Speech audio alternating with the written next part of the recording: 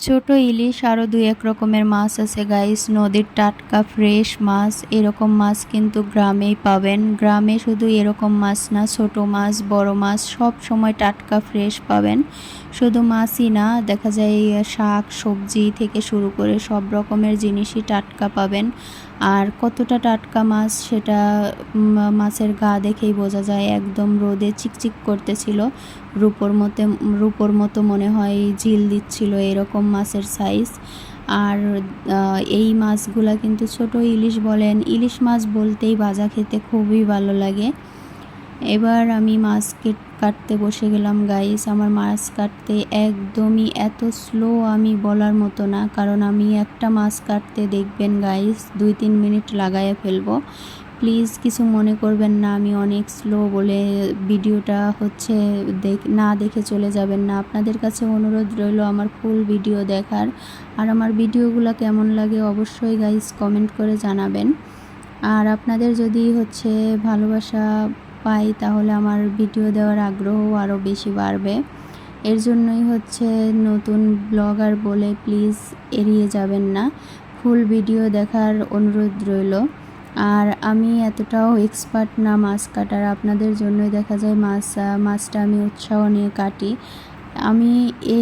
আমি যে এই মাছটা কাটছি সেই সেম মাছ যদি আমার মা সাথে বসতো, তারা আসলে অনেক দিনের অভিজ্ঞতা তাদের আছে, এর কারণেই তাদের তাড়াতাড়ি সব কাজই তাড়াতাড়ি হয়। আমার ওই রকমভাবে মাছ বলেন কাটার অভিজ্ঞতা নাই, তবে যতটুকু পারি চেষ্টা করি করার, সব কাজই যতটুকু পারি চেষ্টা করি। তবে আমার মাছ কাটাটাও দেখবেন গাইস অন্য সবার থেকে স্লো হলেও আমি নিখুঁতভাবে কাজ করার চেষ্টা করি। আমার যে কোনো কাজ, শুধু মাছ করা না, মানে মাছ কাটা না, যে কোনো কাজই সবাই বলে তুমি এত স্লো, এত ধীরে ধীরে কাজ করো। তারপরেও ধীরে কাজ করলে গাইস আমার কাজের মধ্যে অনেক নিখুঁত আছে, মানে নিখুঁতভাবে কাজ করার অভিজ্ঞতা আছে। দেখেন গাইস, আপনারাই কমেন্ট করে জানাবেন আমার মাছ কাটাটা কেমন হয়েছে আর মাছ কাটতে কেমন পারি। আমাদের এলাকায় দেখেন কিভাবে চুলা ধরাই, সেটাও আপনাদের সাথে শেয়ার করতেছি গাইস। আমাদের এই সাইডে এরকমভাবে চুলা ধরায়, আপনাদের এলাকায় কেমনে ধরাই সেটাও কমেন্ট করে জানাবেন। এইখানে আমার ভাবি আগে থেকেই পেঁয়াজ মরিচ সবজি কেটে রেডি করে দিচ্ছে। আর এর আগেও বলেছি গাইস, গ্রামে দেখা যায় সবাই সবাইকে হেল্প করে, আর একা একা কাজ করতে হয় না, এর কারণে দেখা যায় কাজটাও কাজ মনে হয় না, তাড়াতাড়ি হয়ে যায়। আমার ভাবি আমাকে সবজি কেটে দিচ্ছিল যে তাড়াতাড়ি তাহলে রান্না হয়ে যাবে। আর এইখানে জালি কুমড়া নেওয়া হয়েছে। ইলিশ মাছ মানেই কিন্তু কুমড়াটা অনেক ভালো যায়, কারণ কুমড়াটা ইলিশ মাছ চিংড়ি মাছ এগুলোর সাথে অনেক ভালো যায়। আর কুমড়াটা কতটা টাটকা সেটা আপনারা দেখেই বুঝতে পারতেছেন, এতটা টাটকা ফ্রেশ কুমড়া। কারণ আগেও আপনাদেরকে বললাম গ্রাম অঞ্চল মানে টাটকা জিনিস। যাই হোক, এবার আমি কুমড়াটা যেভাবে কাটতে বলেছি গাইস, কারণ মাছ যেহেতু মাছের পিসটা লম্বা, এর কারণেই কুমড়াটাও কাটতে বললাম যে লম্বা করেই কাটো, দেখতে ভালো লাগবে, এর কারণেই এরকম করে কাটা। তো আপনারাও কিভাবে মানে মাছটা কাটা পছন্দ হয় কি না, কীভাবে কি করছি সেটাও কমেন্ট করে জানাবেন। আর আমরা কি শহরাঞ্চলের মানুষ কিন্তু মিক্সি ব্লেন্ডার যেটা বলে, ব্লেন্ডারে ব্লেন্ড করে অনেক দিন ধরে মশলা রেখে দিয়ে একটু একটু করে রান্নাতে সেটা ইউজ করে। আর গ্রাম অঞ্চলে কিন্তু সেরকম না গাইস। গ্রাম অঞ্চলে যখন কটটা তখনই মানে রান্নার জন্য যখন কটটা তখন বেটে টাটকাটাই দিবে, কারণ তারা ওই মশলা বেটে ফ্রিজে রাখা ওইটা পছন্দ করে না। আবার এরকমও আছে একবার মাছ মানে ফ্রিজে 2-3 দিনের বেশি রাখে না।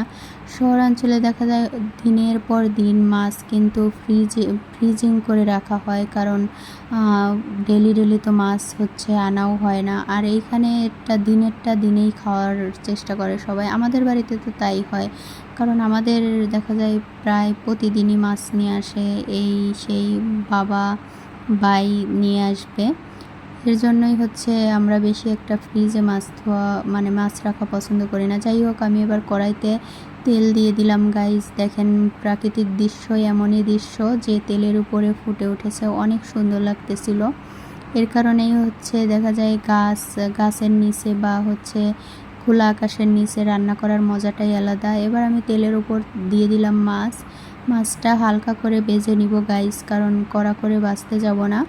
জাস্ট আমার ভাজা এতটুকুই হচ্ছে মাছের ফ্লেভারস বলেন, সেন্ট বলেন, সব স্মেলটা তেলের মধ্যে মিশে যাবে। এর কারণেই হচ্ছে মাছটা ভাজা তেলের উপরে মানে তেলের মধ্যে মিশে গেলে যখন আমি বাকি মশলাগুলো কষাবো বা তরকারিটা দিব, কুমড়োটা দিব, তখন ওই ফ্লেভারটা হচ্ছে তরকারির মধ্যে মিশে যাবে, এর কারণেই দেওয়া।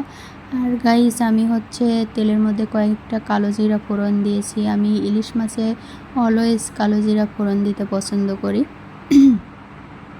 তারপরে এই তো দিয়ে দিলাম হচ্ছে পেঁয়াজ কুচি, কাঁচামরিচ কুচি, আর এই তো এটাই পেঁয়াজ কাঁচামরিচ কুচি দিয়ে ভালো করে নেড়ে চেড়ে ভেজে নেব। ব্রাউন হওয়া পর্যন্ত অপেক্ষা করব, কারণ ব্রাউন হয়ে গেলে আমি বাকি মশলাগুলো অ্যাড করব। আর গ্রামে কিন্তু গাইস সিম্পল রান্নাই সবাই পছন্দ করে, সিম্পল খাওয়া, বেশি তেল মশলা দিয়ে খাওয়া পছন্দ করে না।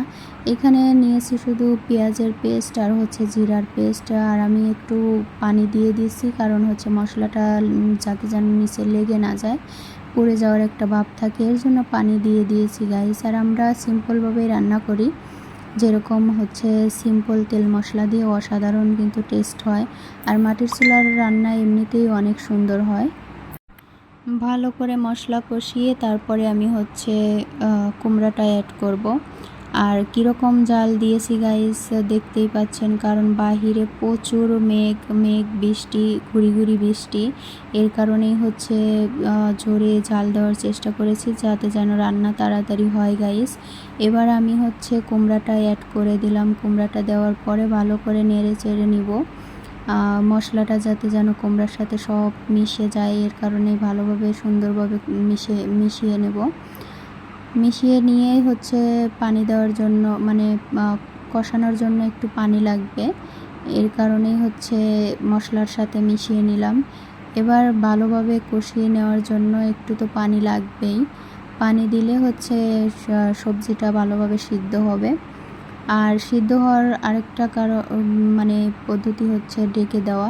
ডেকে দিলে তরকারি দেখা যায় তাড়াতাড়ি সিদ্ধ হবে গাইস। আবারও বলছি, প্লিজ আমার ভিডিওগুলো ভালো লাগলে অবশ্যই লাইক কমেন্ট শেয়ার করবেন, আর আমার চ্যানেলটা সাবস্ক্রাইব করবেন।